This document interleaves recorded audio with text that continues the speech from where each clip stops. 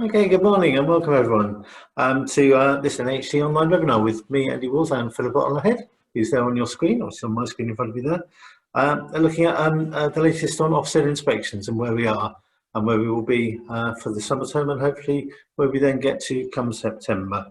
I hope you all had a great half term and are duly refreshed and recovered, and thanks for taking the time away from your school, college or setting to be with us here today. Always grateful for your feedback on our courses, and thanks for being with us today to join us. So looking at the stress and effort that falls on you as and when an Ofsted inspector calls or doesn't call or virtually calls, but also to help you understand, improve your understanding of school improvement strategies. So we're looking at the latest information for Ofsted and from the Department for Education, really focusing on Ofsted, what Ofsted wants you to do at the moment, and what Ofsted doesn't want you to do or hasn't asked you to do, with the aim of helping you reduce your stress and workload, both for you and for your staff, and that's just so important at the moment. My understanding is Ofsted are doing something lighter touch for the summer term, which Philippa will tell us all about later, and all rather depends what happens on the 21st of June announcement, but we're looking at all being well moving to full inspection come September. But Philippa will be telling you all about that and what it means and what it doesn't mean, and what may indeed what may change between now and then. Philippa, who you may know, does a lot of training for us here at the NHT, and we're always glad to have her here. She's got over 30 years experience in education, working at senior leadership level. She's a former head of English and a vice principal of a large sixth form college in the Greater Manchester area. She was head of a pupil referral unit and a secondary alternative provision school. And yeah, Philippa runs courses on safeguarding financial viability, multi-academy trusts, you name it. But she knows a lot about Ofsted, and we've run this course quite a few times recently, and we've talked to policy colleagues here at NHT, who in turn talk to the department, so it's as up to date as we know it can be. Just a few things on housekeeping. We will of course share the slides with you within 24 hours. You know how Zoom calls work, so there are buttons at the bottom. There's a chat function, so do post comments, thoughts, reactions in the chat as we go along. There's even a reactions button if you want to put a little smiley face or a thumbs up, or even a thumbs down, but don't use that one. And just so you know, the name you've chosen to be known as today will appear on the screen, so people will be able to see who you are. We have got 16 in at the moment. We may get some more as we go along, so just to let you know that. And we'll have a little poll at the end, and plenty of time for interaction, I hope. But that's probably enough from me. I can see Philippa's champing at the bit, so I shall pass you over to Philippa for the latest on Ofsted inspections. Philippa, over to you. Thanks very much, Andy. Lovely to see you all this morning, and hope you're all well. It's a beautiful day here, so hopefully you've also got nice weather, which cheers us up a bit. Right, as Andy said, I am going to take you through everything that I know about Ofsted for this term, for the autumn term, and the latest information that I've got from them. So I'll just share the screen with you while I continue to chat.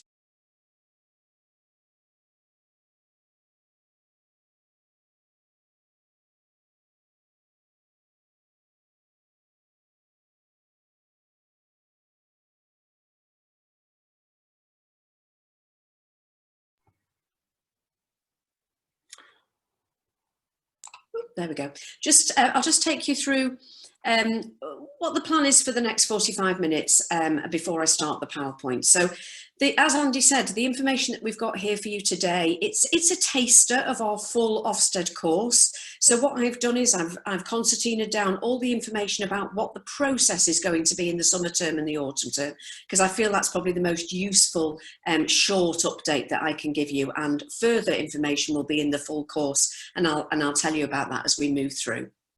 But I think what's really crucial for you to take on board is that, as Andy said, we're constantly in touch, me via the NAHT, who are in touch with the DFE, and I also work very closely with a group of Ofsted inspectors who are active Ofsted inspectors. They have their training, they get their information, they inspect schools and they feed back to me, and I embed that into my training on Ofsted. So you're really hearing live information about where we are and what's happening at the moment.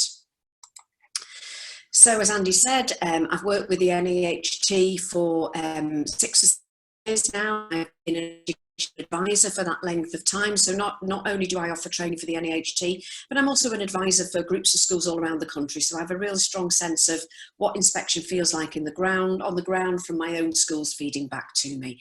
And obviously my contact details are there. If there's anything I say in this presentation that you don't get a chance to ask, feel free to email me at any time with queries. So for this particular webinar, what I'm aiming to do is to bring you up to date with the latest information from Ofsted and the DfE. Really try to help you understand what Ofsted doesn't want you to do, and there has never been more of a time where Ofsted are reducing how much paperwork they want you to produce for an Ofsted inspection. They are very mindful of work-life balance. They're very mindful of trying to introduce a concept where inspection is about professional conversations and about school improvement, as opposed to rooms full of box files, full of bits of paper that they need to trawl through. They want to hear it from you, and I think that does reduce the workload quite considerably. So as I mentioned earlier, we follow this up with a full course, and I can give you the dates of those at the end. And the full course takes the information that you're having today and then builds upon that to help you interpret the framework and the handbook, both very important documents that will help you manage your own school improvement. Ensure your self-evaluation is accurate and is as time effective as possible.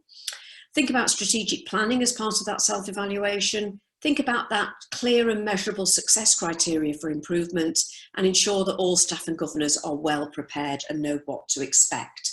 One thing I'll say in this short training and also on the full course is that I really can't, with the history I've got of headship, I really can't sit here for 45 minutes or for a morning and talk to you just about Ofsted. So I don't do that. What I do is talk to you about feeling confident and preparing your school for visitors, remembering that the most frequent visitors are parents, then it's probably governors and advisors, then it's Ofsted. They're only coming every 4 or 5 years. Every 6 years if you're outstanding. So they're your least frequent visitors. So let's get ourselves in a position where school improvement is so strong that you're always ready for visitors, and then you will always be ready for Ofsted. And that is by far the best way of looking at this type of work. So let's move straight into where we are with Ofsted. So for this summer term, we know that Ofsted are going to and are doing, they are inspecting inadequate schools and schools that were judged requires improvement in their last 2 consecutive inspections. Now, they're not doing all inadequate schools, and they're not doing all schools that requires improvement in their 2 consecutive inspections, because they just haven't got time over one term. They did do quite a few in the last term via Zoom. And if you had a visit in the last term via Zoom, unless they have told you otherwise that they will need to come back because they saw something that was of concern, you can say that your visit is done. So that's their remit at the moment. They are looking at the list they have of good schools that haven't had an inspection within the statutory 5-year window. So let me explain that to you. Legally, all good schools, all schools, but specifically good schools, need to have been inspected by the end of the 5th year since their last inspection. And that's what's in the legal documentation that they're bound by. Now, obviously, along with the rest of the country, the rest of the world, they are very behind because of the delays that the pandemic has caused. So they've now got a priority list that is, number 1, the good schools that are about to go to hit that 5-year window. They have to do those this summer term. So they will be visiting you. And then in the autumn term, that will continue to be their priority list. If you are a good school that's veering towards the end of your 5th year, you will be first on the list. And then it will be the schools that are further into that 5-year window. The chances of them doing the schools in the 4th year for the next academic year are very slim, because they have all this catching up to do. So I hope, and I'll talk to you about that, we'll finish before the end of the 45 minutes and have a good chat about that. Some outstanding schools will be inspected, but only if they request an inspection. And then if they do request an inspection, that internally that will need to be prioritised for those that have gone the longest since their last inspection. So, I mean, I'm talking to schools all the time, and I'm not aware of many outstanding schools that are actually requesting an inspection at the moment, because schools aren't at their best. They're still trying to catch up. They're still trying to run a catch-up curriculum. So they're waiting for their natural inspection to happen, and I'll explain what's happening with outstanding schools as we move through. So as before, the inspections will focus on how well schools are educating pupils and keeping them safe, standard remit. However, inspectors will be able to convert to a full graded inspection either immediately or later in the term if there's evidence of either clear improvement from a current inadequate or requires improvement grade. So if they immediately see that there's been a clear improvement and they know you could go up at this moment in time, they can convert and give you that higher grade. Or they spot serious concerns, particularly in relation to safeguarding. And if that were to happen and you were requires improvement school, then they have the capability to flick to a full inspection and move you down. Okay, so hopefully that's clear. Obviously, any questions where you think, oh, I don't know how that applies to me, drop it into chat and we will take the microphones and videos off at the end and have an open debate and I can answer the chat questions. So drop them in, don't forget the questions, drop them in and I'll pick them up later. So then we move on to September 2021. So what's happening then? Well, we know now that normal inspections will resume. It does say that they are planned to resume. And I do think that there's a little bit of tentativeness now, waiting to see what Boris says. I think he's making an announcement next week about what's happening on June the 21st. And that will then impact on what September looks like for us. But if visitors are welcome in schools, and they're becoming more welcome now, so I do suspect that Ofsted will be in, carrying on with their full inspection programme from September. So what will inspectors do without that up-to-date IDSR? And this is the burning question. So inspectors have made it quite clear in the updated inspection framework and in the updated handbook that they will consider the available external data throughout the inspection. So they will look at your latest IDSR, even though it is 2 years out of date. However, they will be mindful of the age of this data, as they should be, especially around statutory assessment and qualifications when making judgments. Inspectors will not expect or accept internal data from schools either instead of or in addition to published data. So let's unpick that because it's quite a strong statement. What they are saying there, and I've had long conversations with the inspectors that I work closely with to explain this to me, and I think that they struggle, and they did struggle at first to explain this back to me. And really there is a sense of, let's wait till we get into schools in September until we really understand what this feels like on the ground. What they are saying is they appreciate there is an IDSR there. And that IDSR has data in it which is their starting point. Because in their mind, everything stopped during the pandemic, your school improvement moved to one side, and your focus was on just keeping things going. I think there's a lot of truth in that. So they are not expecting you to have moved on considerably with your schooling improvement over this pandemic period. They are expecting you in a way to have remained static from where you left off. And some schools are saying, well, that's actually not true. I've made substantial improvements with safeguarding because of the pandemic. We've had time to review our curriculum because of the pandemic. We've had downtime and we've reviewed our curriculum. We have better sequencing. We have a better curriculum plan. And all of those things will be listened to. But what they are saying is any internal progress data that you have cannot replace the position that your IDSR left you in. So they will be happy to talk to you about it, but it won't affect the grading system that they're using. Hopefully that makes sense. It makes sense to me to a degree and to the inspectors to a degree. I don't think we will have a complete handle on that until they start to go into schools in September and they see what that feels like for themselves. They will also look at leadership of the school. So they will want to understand how you as school leaders supported the school through the COVID pandemic. And they'll want to particularly look at, and these are quite definitive points that they have had in their recent training, remote education, how it was put in place and monitored, teachers and support staff, how you prepared them for that remote education, your vulnerable pupils, did that list of vulnerable pupils change? How did you keep the most vulnerable safe? How did you prioritise face-to-face education? How did you prioritise face-to-face safeguarding issues? Patients who were kept up to date with developments and parents who were kept up to date with developments and changes. So, how did you communicate? Your COVID-19 related staff absence, how it impacted on the running of your school, and your staff and pupils' well-being. Now, I've had lots of preparation meetings with the schools that I work with around these bullet points. And the one thing I would say on that is that all of these points, you have a much more fluid professional conversation if you've just taken a little time to think about these 6 bullet points and potentially even write up a script over 1 or 2 sides of A4 that everybody has read and everybody is in agreement with. And that does ease that professional conversation that you would have around these 6 bullet points. And it does make sure that you don't forget anything and that you put yourself in the best light. So from the experiences I've had to date around this information, I would suggest that you do have a little brainstorm, make a note of all the things that you did so that nothing is forgotten, so that you are prepared should you be in the window of inspection for that conversation. So what have they said about safeguarding and attendance? Well, we know that inspectors will discuss how safeguarding arrangements have changed over time due to the pandemic and how school leaders have made sure that they remain effective. So they will really want to talk to you about where the different groups of children became apparent to you during the pandemic for safeguarding reasons, what those safeguarding reasons were, how you adjusted your safeguarding procedures to accommodate that, and whether you've made any permanent changes to your safeguarding procedures because of that. So, for example, we're very aware of schools that are now going to continue to do Zoom parents' evenings because they get a better turnout.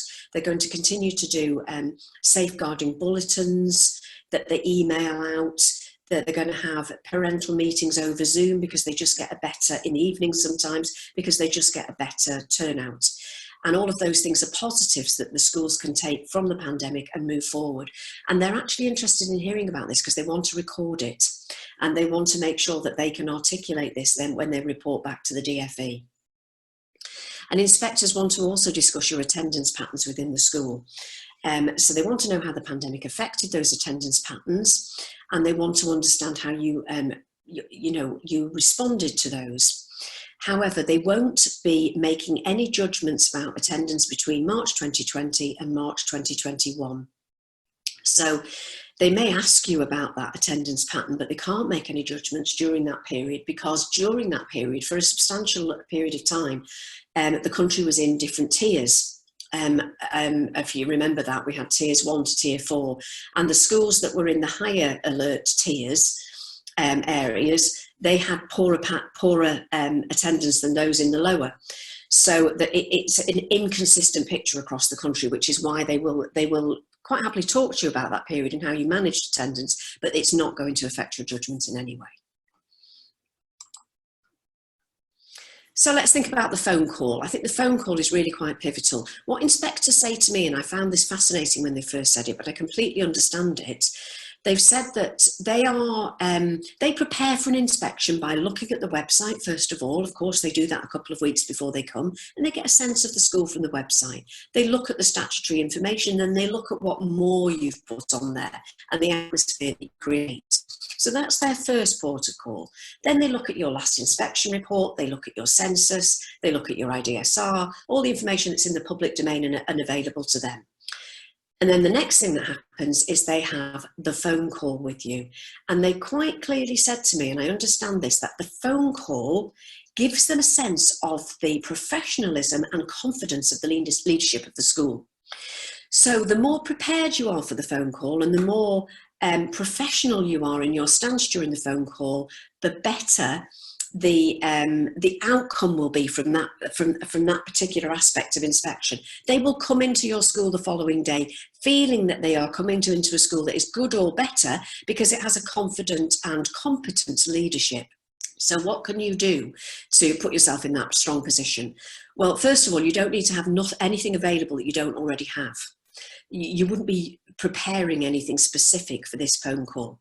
You need to keep documentation simple and have the right people in the room. The one piece of feedback that I had from schools prior to the pandemic that had the phone call, because obviously we were in the new framework for quite a long time before we shut down, was that if you overwhelm yourself with too much paperwork around you during the phone call, you're not focusing on the conversation. You're continually with the phone, probably on speaker, going around different bits of paper and becoming distracted. So we highly recommend that you are using what we have recommended for many years, which is an amalgamated SEF and SIP, which is one document that details the context of each area for inspection. Let's take leadership and management as an example.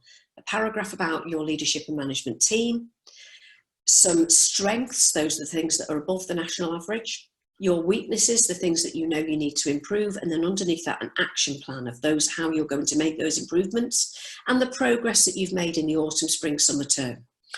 That document is your SEF and SIP. It's your agenda for your leadership teams, because it's listing all the things that you're going to improve on that year and who's responsible for them. It's also your report to the governing body. So it's one document. Let's reduce our paperwork. Let's reduce our workload. We've got one document that we use for everything. That's the document you use for the phone call. And hopefully the things that you said you're going to improve are the things that they have seen on their inspection dashboard on your IDSR, that are the things, albeit 2 years old, that were their lines of inquiry, the things that were below the national average for your school. So they need to be writ large in that document. And they quite simply want to have a conversation with you about what those things are, what you've done about them, and the progress where you're up to. So if they visit you in the autumn term, you might want to look back at last year's progress, or you might say, well, this term we've already made progress to this extent, because you're on top of recording that.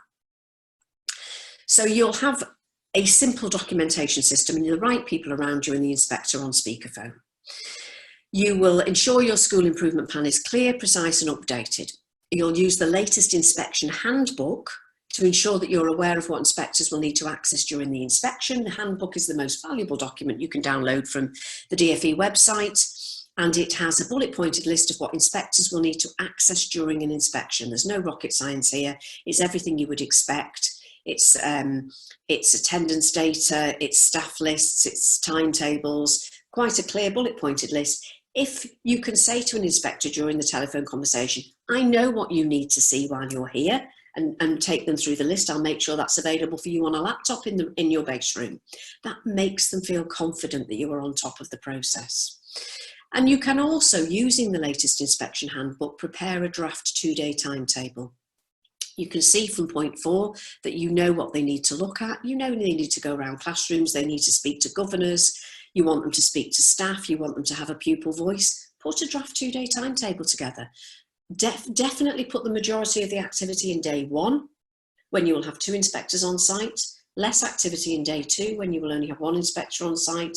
Share that with them and tweak it during the conversation. But again, you're confident, you're reducing their workload by preparing a 2-day draft timetable. So you're making them feel that you're in control of the process. So the very important point here. So during that phone call, you will have an inspection planning discussion, and the lead inspector will want to talk to you about your statutory duty to inform parents, any special educational needs and disability resource bases that you have, any pupils that you have attending off-site provision, and they will visit those providers, any off-site units that support pupils with behaviour or attendance, nursery provision, before and after school clubs, holiday clubs. They'll invite you and your curriculum leaders to take part in visits to lessons and to observe them observing and experience that with them. Arrange to meet relevant staff and governors and provide your school with the opportunity to ask questions and raise concerns. If you haven't been inspected for a long time, what you will discover during your next inspection is that communication is much more open, and that you will continually hear where the inspectors think you're up to, and they will use terminology such as, at the moment this is looking good, if you can show me more of this, if you can show me more of that, or at the moment this area looks like it needs improvement, if you can show me more of this. And you get a real sense of where you're up to, which again is quite refreshing, because you don't feel like there's any surprises over the 2 days.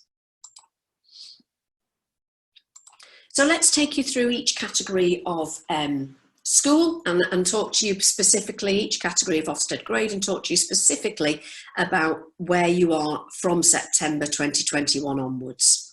So for outstanding schools, as you know, your inspections are now back within the framework, and they will come into force, or they came into force in January 2021, so you will expect that this will be the state of play from September 2021.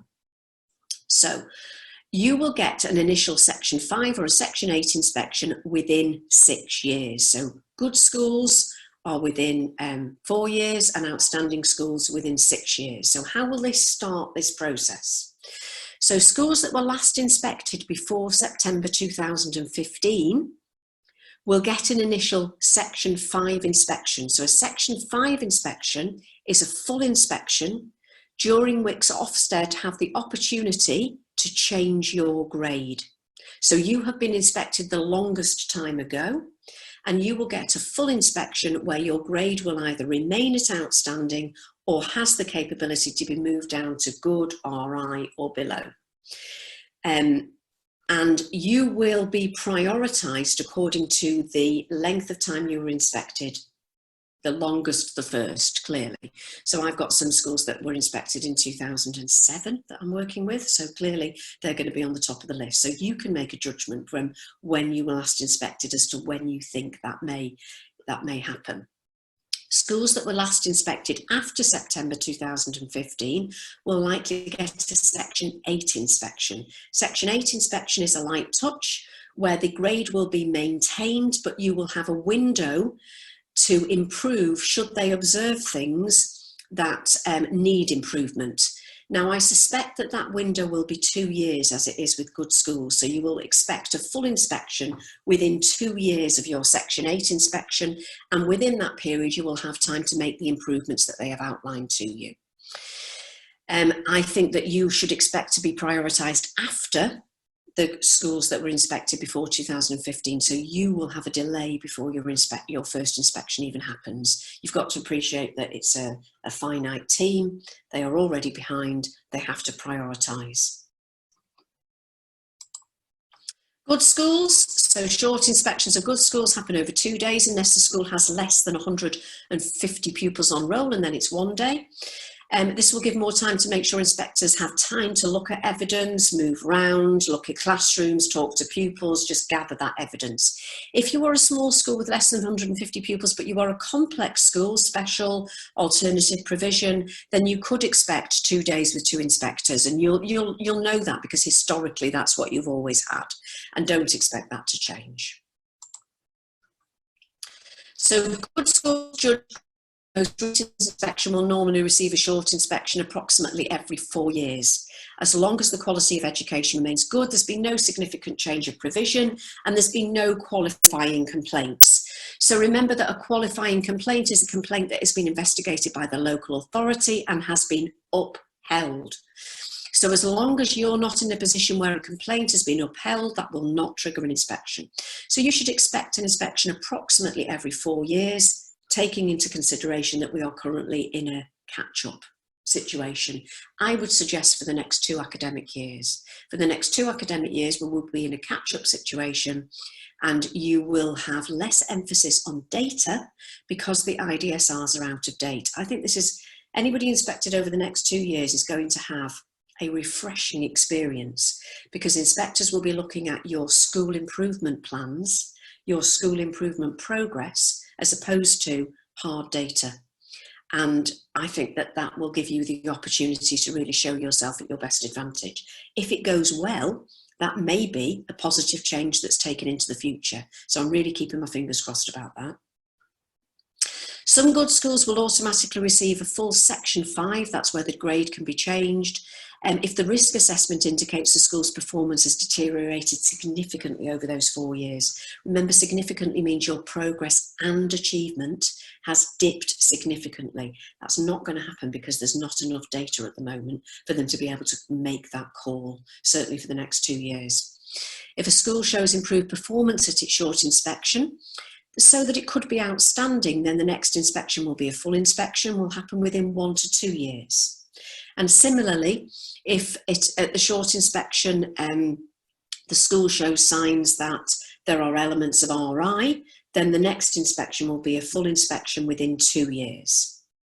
Ofsted can convert very quickly if they spot something that really concerns them around safeguarding. So if they're doing a short inspection, they see something that really concerns them, they can make a phone call back to camp, say we need to convert, be given permission and convert immediately, but that's quite rare. Okay, so let me just bring that to life for you. You're a good school, you've had a 2-day inspection, you've got your feedback at the end of the second day, and one of 3 things will happen. Inspectors will say to you, this is a good school, you are still good. We will be issuing a letter to say you are good. That letter will go on our website, that letter will go on your website. Scenario 1. Scenario 2, you are a good school, but we have observed that you have elements of outstanding. We can return within 1 to 2 years to give you a full inspection with a view to moving your school up to outstanding. These are the things that you need to put in place to take you from good to outstanding, and they give you that action plan. At that point, you have the opportunity to say, great, or you have the opportunity to say, no, thank you, we'll see you in 4 years, we are happy to stay at good, which some schools do. Completely your call in collaboration with your governors. The third scenario is that they say, this is a good school, but we have seen elements of RI. These are the things that you need to improve. For the next 2 years, your school will remain good. That's what it will say on your website. There will be quite clear indication that these are the things you need to improve on, but your school is still good. And we will come back within 2 years to do a full inspection. If you put those things right, you can remain at good. The reason that they've made that change, and it's a massively positive change, is not as you would expect to give schools a fairer chance, although it does do that. It's because the financial situation in the sector is such that they are really concerned that schools cannot afford to drop to RI or below, because parents vote with their feet and reputations take a long time to heal. And schools don't have the financial resource, the robustness to manage that drop in pupil number that might come from going to RI or below. They've just run out of reserves. So we've got a 2-year window now to try and keep everybody up at good, to maintain that reputation in the local community. Okay, so, you know, there's some real positives there to grab hold of and think, well, I can use that to my advantage. Requires improvement, nothing's changed with requires improvement. You'll have a full re-inspection within 30 months of your last inspection. If you are inadequate, serious weaknesses, a category of concern, you will have been told that you need to academise, you will have been issued with an academy order, and you will be expected to be joining a multi-academy trust, although that is a very slow process at the moment, because a lot of trusts don't want to take on new schools because of the instability in the sector. And if you are already in a multi-academy trust, there may be discussion about you being moved to another MAHT if they feel that that MAHT doesn't have the resource to support you. So any specific questions, nothing's changed with those categories. Any specific questions, please just pop your questions into chat or ask me at the end. So a quick word about the curriculum focus, because this is absolutely the focus of the inspection process that will be in place from September. It was prior to the pandemic, it continues to be. So the curriculum focus, you should expect to shift away from internally produced data. Well, we already know that, we've discussed it. You will have professional discussions on your structure of curriculum, the coherence and the sequencing of your curriculum. So the first thing you should do is look at what your website says about curriculum. What is your opening statement for your parents about curriculum? Does it tell them what your school does, which is over and above the national curriculum? What you do for children in your local community, how you prepare them for the next stage of their education? If it does say that in a few opening paragraphs to parents, that's your curriculum intent. Inspectors have read it 2 weeks before they come. They already know what your school is about, what it does, how it prepares children in your local community. That's a really useful thing to do. So you should expect inspectors to gather direct evidence of the quality of your education, school, in classrooms, observations, and have meaningful discussions with you about how you know your curriculum is having impact, progress and achievement. They will ask you to explain why you've decided to collect assessment information, potentially 3 times a year, which is the norm, what you are drawing from that information, and how that informs your curriculum and teaching. They will talk to your teachers about that. How do you use your assessment information? How do you use it to create interventions for children? And how do you know those interventions are having impact? Those 3 questions are the backbone of inspections within this framework. You must practice those questions if you don't already with your teachers and make sure that they are using interventions according to your progress data and that they do know those interventions are working, and if they're not working, they change them.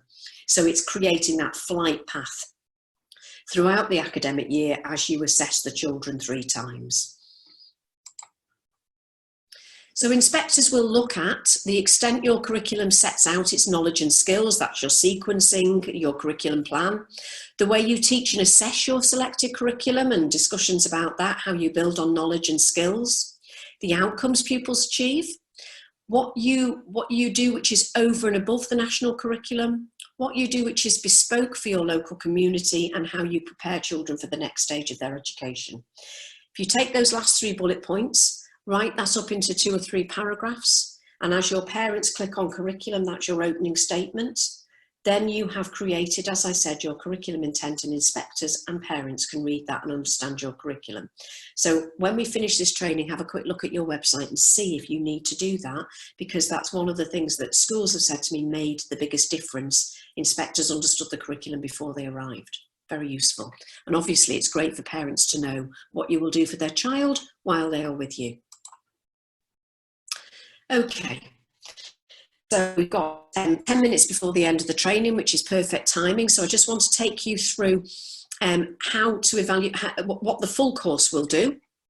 Can't quite see the top of that slide for some reason, but it will take you through how you evaluate your curriculum offer. So we will do a lot more work on the full course, on the actual curriculum offer, and understanding what a deep dive looks like. That's the main thing that I focus on, really. I take you through a deep dive step by step, because that's the newest element of the inspection process. And what we do during the full course is teach you how to carry out a deep dive so that you can embed that into your quality cycle, and you can ensure that your middle leaders are practiced at how to do deep dives.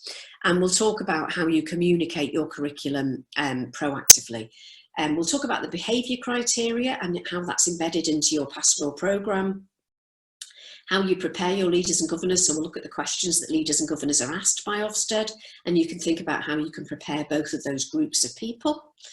We'll really go through 6 or 7 slides about effective education improvement strategies. So that is really a group of slides that I pulled together over 6 years now of moving around schools and seeing what really works, talking to inspectors about what really works in school improvement, and also using the inspection handbook.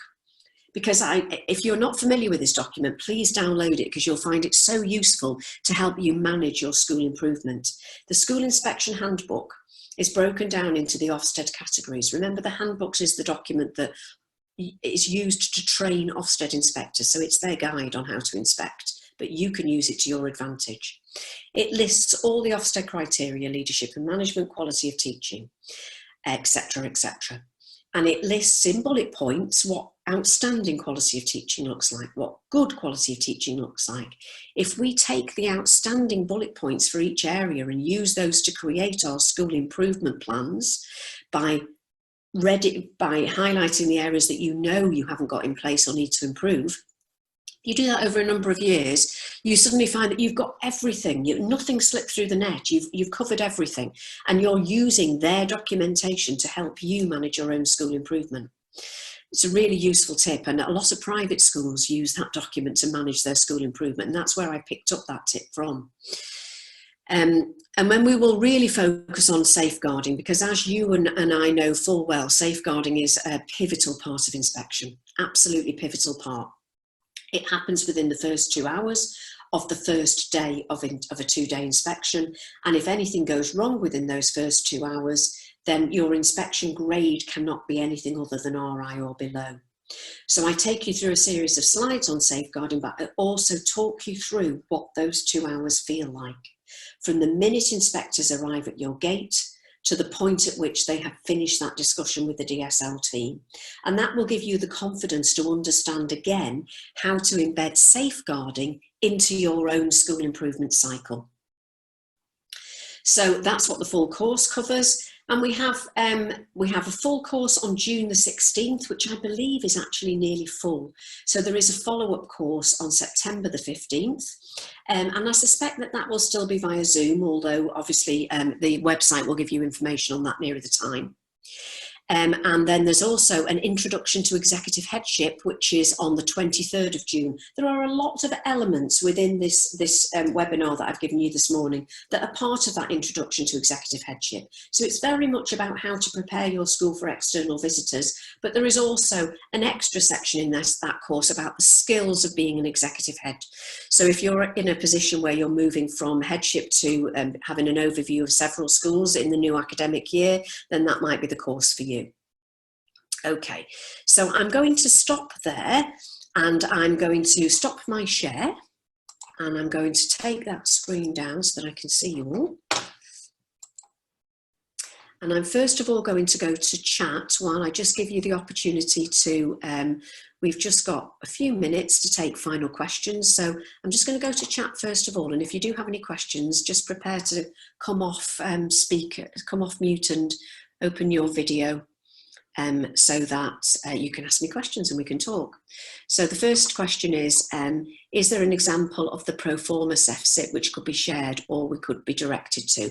Now I'm going to have to ask Andy from the NAHT about that, because I'm not sure about whether we share resources during webinars. It's certainly a resource that's shared after the full course, but I'm not quite sure about that, Andy.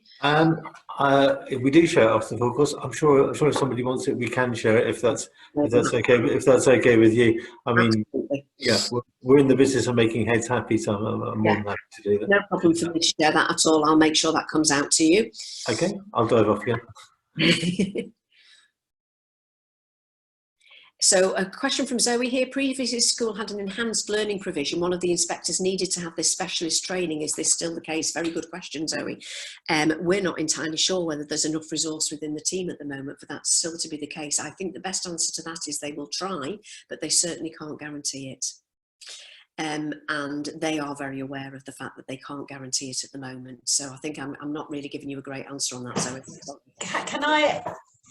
Can I ask then, are we able to challenge that? Because I've got two schools that I'm going to be working with in September that have an enhanced learning provision. One of them's likely to have an inspection soon.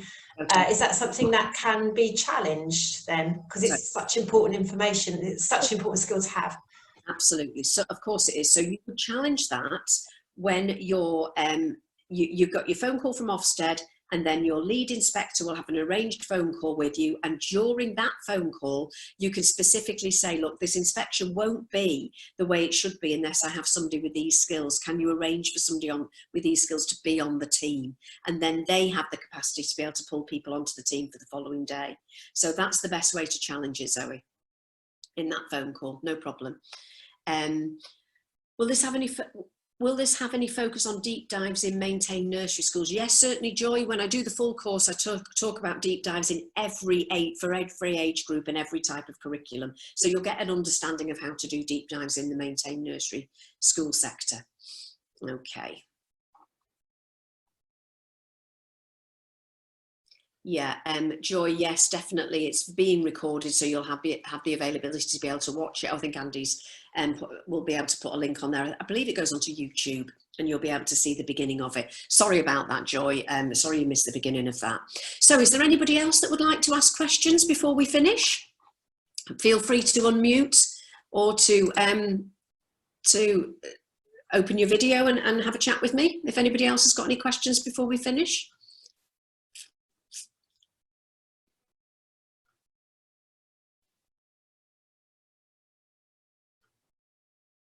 Okay, I think we've probably answered all the questions via chat then, so I'll just pass to Andy to finish now. Yeah, hi, sorry, I was busy typing in the chat, Philippa, and being a man, sorry, Andy. I'm completely unable to multitask, especially after only one cup of coffee. Yeah, and I was just tapping to say that, yeah, these sessions are recorded. We have a YouTube channel. If you just go on YouTube and search for NAHT, CPD, I'm sure you'll find it. Also, we have to stop recording it and trim it and cut out all the bad bits with me and before we post it. But yeah, it'll be up there. Yeah, sorry for those of you who did join us at 9:30, missed the start. Will the slides be shared as well? Yes, indeed they will. Excuse me, losing my voice. Yeah, so we'll share the slides around from this presentation. Obviously, this is the 45-minute webinar version. If you come on the full course, it's a more fulsome slide pack, and obviously you get access to that. But yeah, we will share around the slides from this for you to enjoy, or you can watch them on YouTube once we're posted up there. So thank you for that. I think we've covered. Well, I think we covered off all the questions in chat because Philippa's gone through them one by one. So in fact, I know that we have. So if there's anything else people want to cover, do pop on screen, say hello and shout. We've still got time for people to do that if they want to. Otherwise, I've just got a few points to cover. So Philippa has helpfully plugged the next version of this course, which is the 16th of June. I'm not sure. I think there may be 1 or 2 spaces on that. Have a look on that. If not, the follow-up one is on the, is it 15th of September? Can't read my writing. Yeah, 15th of September. We've got a course tomorrow on wellbeing with Emma Kell, which would be great if you'd like to join us for that one. I think she's been joined by Adrian Bethune as well, so that's a nice chance to recharge your batteries. There's a pathway chat with Julie Keys on building parent partnerships on Thursday. So we never stop learning on this channel. Follow me Ofsted update course, and there's also a course on middle leadership coming up on Friday the 18th of June. And then a couple of conferences coming up on 24th, 25th of June. There's Inspiring Leadership, so have a look for that one if you're interested. And on 8th of July, the School Business Leaders Conference. So again, we've got a packed programme, and we've also put up our autumn schedule. So there's training from now till Christmas up on our website, so do book ahead to avoid disappointment. Thank you for your comments, people. Brilliant update, thank you. Always nice to hear. Thank you very much for that. There's a poll up, so obviously we get the chat as well, so that's great, and obviously you can see that now. If you care to fill in the poll as well, that would be really handy. And I think that's probably all I need to say, unless, Philippa, there's anything I've missed in summing up. Not at all. No, I think that's everything. Obviously, if you want to come on the full course, I'd really look forward to seeing you. And, you know, fingers crossed, at some point in the next academic year, I might see you face to face in a lovely hotel in London again. Yes, well, we're hopeful. Although depends which newspaper. It depends which newspaper you read about how optimistic you want to be. It's either all systems go for the 21st of June, or it's all being put back, or it's all going to go horribly wrong. So it depends which news channel you choose to believe. If you've got any questions for Philippa, either contact her direct. I think you go about your details. Please do. Yeah. At any point with questions. Yeah, or contact us here at NHT, events at nht.org.uk. If there's anything you've missed or we can possibly help you with. And obviously check the website for details of NHT membership and offers and our Wellness and Protect programme. So there's lots of support and help out there. But if that's everything, then I'd like to say thank you to Philippa again for a wonderful and excellent and clear presentation. The 7-inch version, the 12-inch remix available next week. And if you enjoyed this, we'll hope to see you there or in September. So thanks very much for being with us today, and thank you, Philippa. Yeah, thank you. Nice to see everybody. Take care. Yeah, thank you. Bye now. Bye-bye now.